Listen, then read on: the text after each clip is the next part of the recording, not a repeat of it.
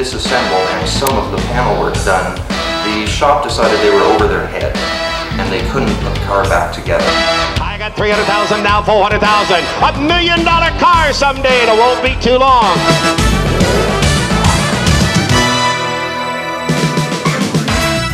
Motoring 92 is brought to you by Quaker State. Quaker State, one tough motor oil. This obviously is not the condition you'd like to find your car in, but in reality, you're looking at a labor of love. This 1963 Triumph TR4 is not in for repairs, it's in for a restoration. It's going to be reborn. Well, this week on Motoring 92, we are going to visit one of Canada's oldest and most respected restorers of classic automobiles. The countryside serves as a backdrop to CMC Enterprises. Reginald Beard has been in the restoration business for 27 years and has survived more than one recession. Well, basically the key is good work.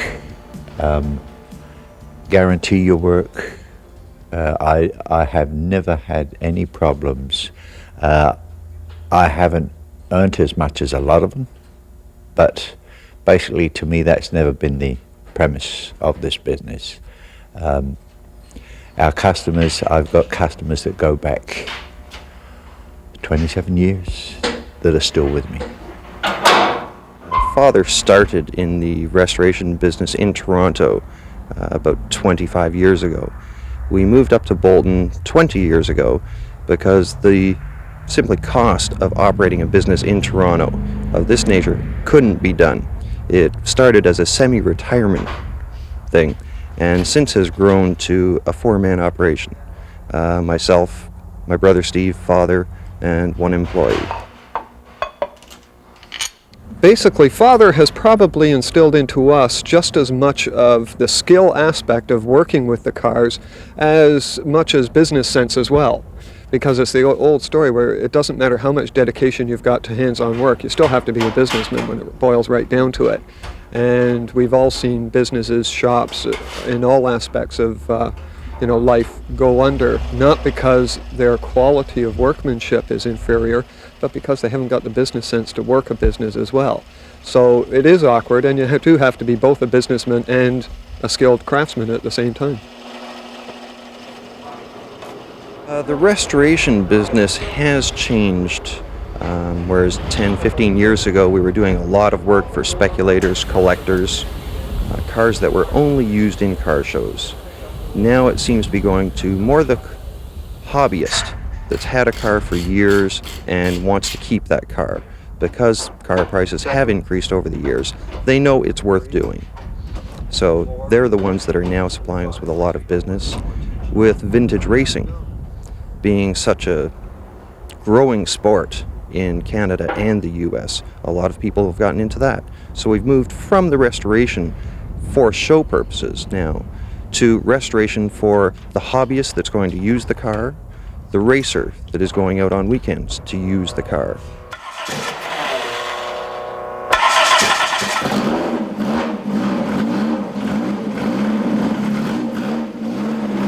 In-house, we offer the complete restoration with the exception of trim work, and even that we bring people in to do it for us. That way when someone brings in a car, they drive away from here complete. Brother Steve and Father Reg are looking after the bodywork, painting of the cars.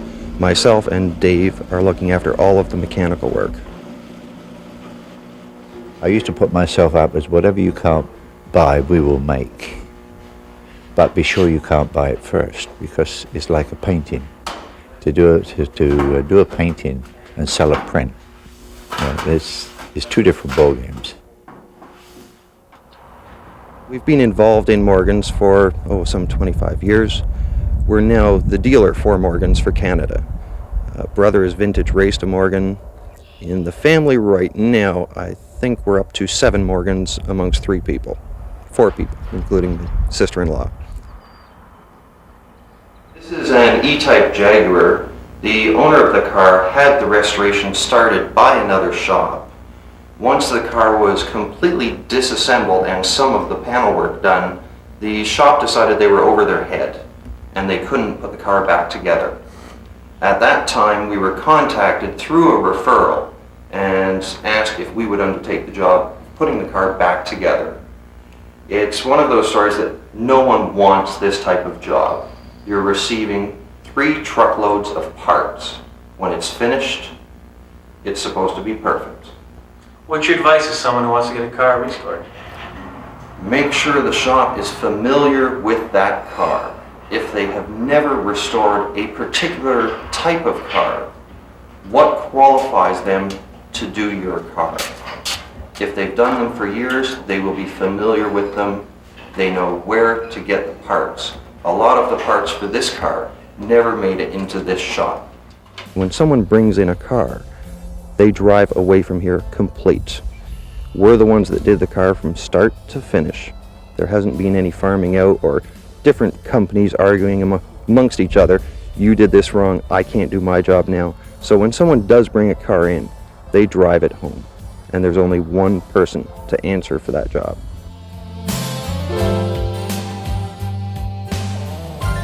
The rear suspension features Mazda's patented twin trapezoidal link setup.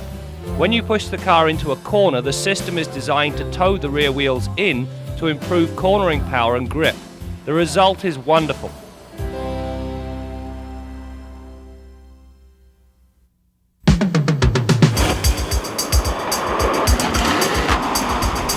Test Drive with Graham Fletcher. This magnificent piece of roadway is the Pacific Coast Highway in California. We're here to test drive the 2 newest models from Mazda. This is the MX-6 Mystere, and this is the 1993 626 Cronos. The MX-6 Mystere and 626 Cronos are in essence 2- and 4-door versions of the same car, with the exception of a couple of minor changes. The 626 is marginally longer and slightly higher, the latter affording better headroom. Aside from that, the only real difference is the suspension calibration. The MX-6 gets a much tauter setup, in keeping with its sportier intentions. Both vehicles use independent struts and coil springs at all 4 corners, with sway bars both back and front. The rear suspension features Mazda's patented twin trapezoidal link setup. When you push the car into a corner, the system is designed to tow the rear wheels in to improve cornering power and grip. The result is wonderful. It allows the driver to maintain control when lesser systems would have long given up the ghost. On the trip from San Fran to LA, both vehicles, especially the MX-6, put on a splendid showing on some very tight and twisty blacktop. Mazda have dropped their old 2.2-litre 12-valve engine in favour of a new 4-cylinder 2-litre twin-cam 16-valve unit. Now, it's much more powerful whilst managing to preserve reasonable fuel economy. This car, on the other hand, is equipped with the optional 24-valve quad-cam V6. This 2.5-litre engine works wonders in this vehicle. The powertrains in both vehicles are the same. There is a 118 horse 4 or a 160 horse V6. Both are offered with either a 5-speed manual or 4-speed automatic. The automatic comes complete with overdrive and a lock-up converter, plus Mazda's peculiar hold feature. By far and away the best combination is the 2.5-litre V6 matched with a 5-speed manual. When so equipped, the cars romp through the 100k mark in about 8 seconds. Perhaps the only comment I have on the engines is that despite the amount of horsepower and reasonably good torque figures, both lack low-end pull. You must surpass the 2500 RPM mark to get to the good stuff. Stopping power is provided by a front disc rear drum setup. The stops are fade-free, with the pedal being fairly easy to modulate. There is an optional anti-lock brake system, and as usual I recommend you invest the extra dollars. Elsewhere in the safety arena, a driver's side airbag is standard, and all outboard passengers get 3-point seat belts. On the 626 you also get child-proof rear door locks. In the rear, the 626 boasts ample head and legroom. The MX-6 on the other hand is on the tight side in both areas. The trunks on both vehicles are large, well-shaped and versatile, the versatility being supplied by the 60-40 split folding rear seat backs. The dash is of the analog type. As such, it is clean, clear and very easy to read.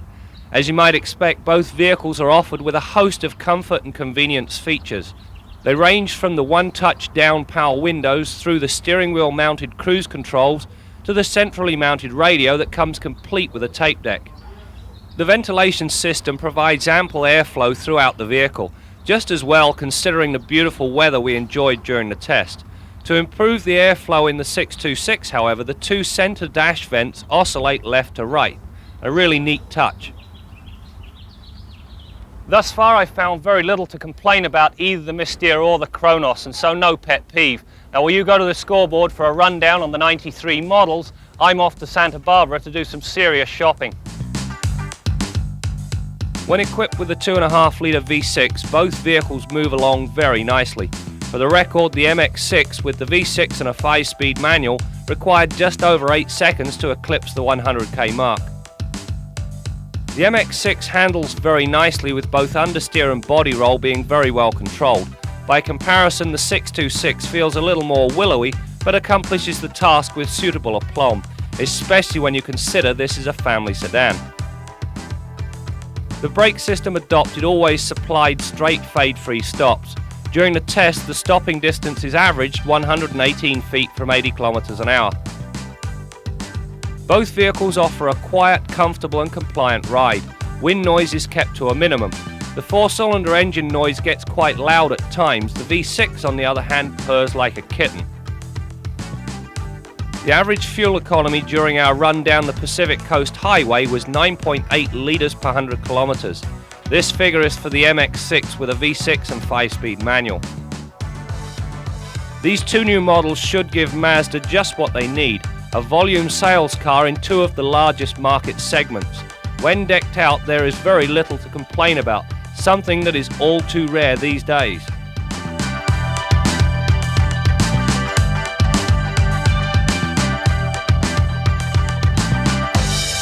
This is what they were driving back in 1961 on the Formula One circuit. This car was driven and owned by Jack Brabham. Today, it is driven and owned by Canadian filmmaker David Cronenberg. All right, we're now going to leave this garage and go to Motoring 92's garage and join Bill Gardner. And this week, Bill wants to talk about yesterday versus today.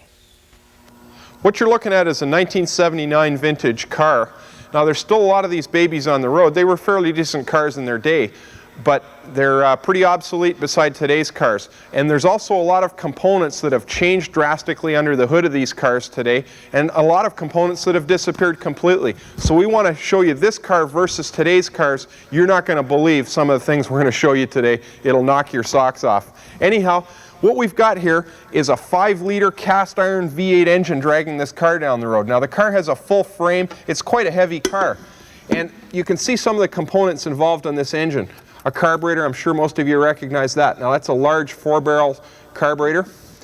We've got a distributor back here with our distributor cap. Our ignition coil is up here.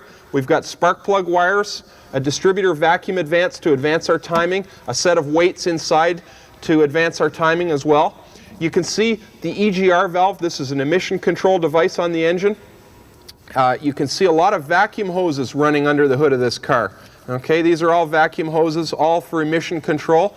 You can see some thermosensors here, and you can see down here on the front of the engine a mechanical fuel pump, a low pressure mechanical fuel pump mounted on the engine to deliver fuel from the tank to the carburetor.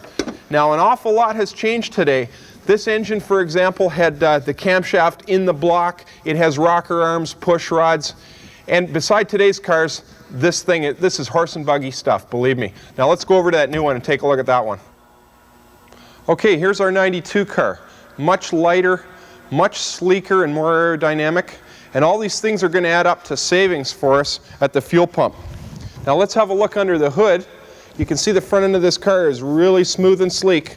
Let's have a look under the hood and see some of these components that have changed or been completely eliminated. Now the first thing you notice is that there's an awful lot of room in this engine bay.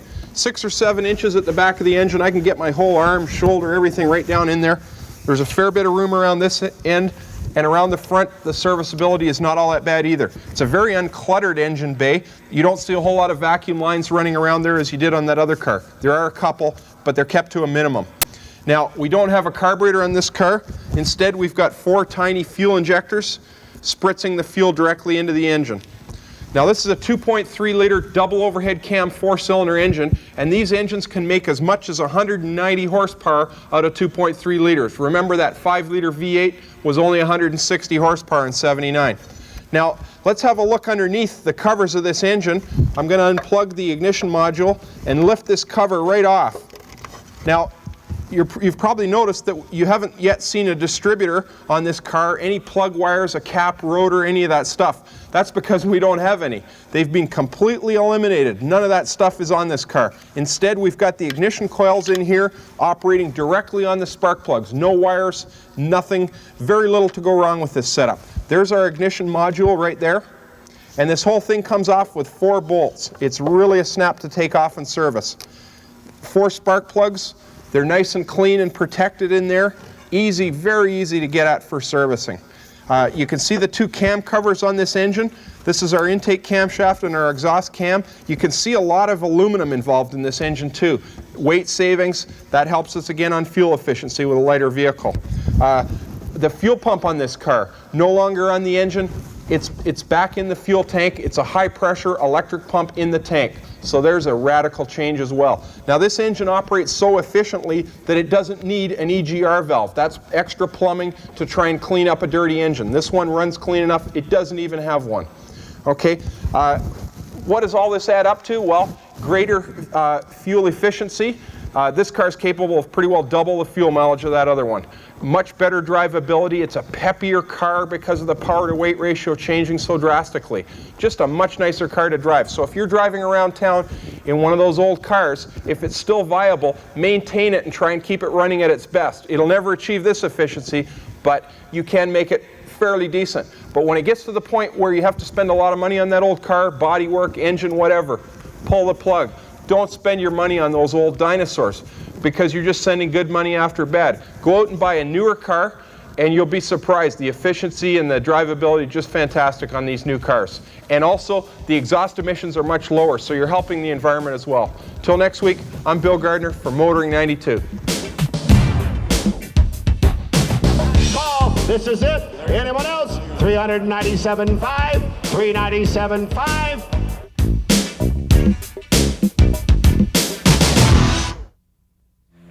This is a 1960 Rolls-Royce. It is owned by restorer Reginald Beer, who we met earlier. Now, he bought it 20 years ago for $11,000. And when it sold new in 1960, the price tag was only $15,000, and you can't get close to a Rolls-Royce today for less than $240,000. Well, we're now going to join Nancy Zinos, who recently found herself surrounded by classic cars, and they were all for sale. Spring Classic 92 was the first auction of its magnitude ever held in Canada. Over 400 cars worth more than $20 million. What we're trying to do here is to raise the quality of cars offered in Canada. There have been a lot of collector car auctions in the past in this country, but most of them have featured pretty low-end cars, I guess you would say. This time we've got those cars as well, but we've also brought in a lot of really high-end, high-quality cars. We've got some really fabulous cars here. We have a 1905 Stanley Steamer, for example, that's one of 3 made. We expect that car will bring anywhere between, say, $75,000 and $125,000. We've got a Ferrari Daytona, which to a Ferrari enthusiast is probably one of the ultimate V12 front-engine Ferraris. It's a beautiful car, and we expect that car to bring over $200,000 on the block. We also have a 1954 Mercedes Gullwing Roadster, and we expect that car will bring somewhere between $400,000 and $500,000. It'll take hours to mention all of the high-end cars here today, but this one always seems to draw a crowd. It's number 33 of 50 Tuckers ever made in America, and it's on the block for about $500,000. So it's only fitting that the biggest and the best car auction ever held in Canada features the world-renowned Dean Cruz, who is making his first appearance north of the border. And bid 9 over there, now 95. Here goes. You better be bidding at 9,000. Don't you lose it at 9,000. Down, did it now 95. Head 9 down, did it now 95. All in, all done. Anybody else here? 9,000 now 95. Head 9 over there, now 95. Well, sir, would you get in at 92.50 in the back door? Do that. 92 and a half. Only 13,000 original miles. 13,000 original miles. Anybody can restore them, but you can't make them new again. Anybody else? Cruise International sells over 75% of all collector cars in North America. With auctions running around the world nearly every weekend, it was quite a coup for RM to lure him north. One thing about it, I really believe that automobiles like this beautiful Tucker here are works of art. It's automotive art. And I think as we go on down through history, you'll see that buying a collector car today, these great works of automotive art, is like buying a Rembrandt painting in the year 1492, about 50 years after it was painted. And I just think you're going to see cars, many cars, in the next 20, 30 years bring $1 million. And so the people with the foresight that love these cars, that buy them now, are really going to have a great investment. The next automobile. Here comes the star of the show. The star. Give him a hand. Here comes the Tucker. I got 100,000, now 200. Who said 2? Now 3. Now 3, sir. I got 200,000, now I'm going to get 300. 300, got it. Now 4. I got 300,000, now 4. I got 300,000, now 400,000. $1 million car someday, and it won't be too long. I got 2 bidders on here. How much were you bidding, sir? 380, 390, 390, 390, 380, 90, 390. If I get the bid, let's sell it. 380, 90, 397.5. Anybody else in the house? 397.5. Last call. This is it. Anyone else? 397.5. 397.5. I close the bidding right here. 395,000. Give him a big round of applause. Where is he? Right there. Right there. Thank you. 395,000. Here's your warranty menu. You can have 1 from column A or 2 from column B. More on warranties when I come back in Kenzie's Corner in a moment. Kenzie's Corner with Jim Kenzie. In the not-so-good old days, car warranties were 4 wheels off the lot. Once you drove off the sidewalk, you're pretty much on your own. But then Chrysler kicked off the warranty wars with a 5-year, 100,000-mile powertrain warranty. Audi brought out the Audi card, which covered everything, including windshield washer antifreeze. In recent years, the car makers have backed off the warranty programs a little bit because they've discovered consumers don't really buy on the basis of warranty. Why should the car makers throw a whole bunch of money at you if it's not going to influence the decision? Chrysler now has come up with a new program, a choice of warranties. You can have a 3-year, 60,000-kilometer warranty that covers the entire car, or a 7-year, 115,000-kilometer powertrain warranty. Those are the parts that are less likely to break, but will cost you more if they do.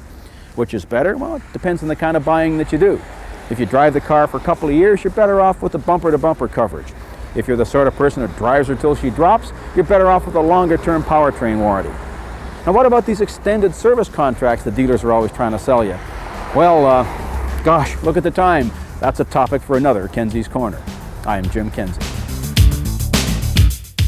Well, I couldn't resist the opportunity to take a drive in my very first Morgan. This is a 1992. It's a 4-cylinder. If you want a little more oomph, you can go for the high-performance V8. Well, that's it for now. We'll see you next week for more stories about cars and the people who drive them. Whoa. Motoring 92 is brought to you by Quaker State. Quaker State, one tough motor oil.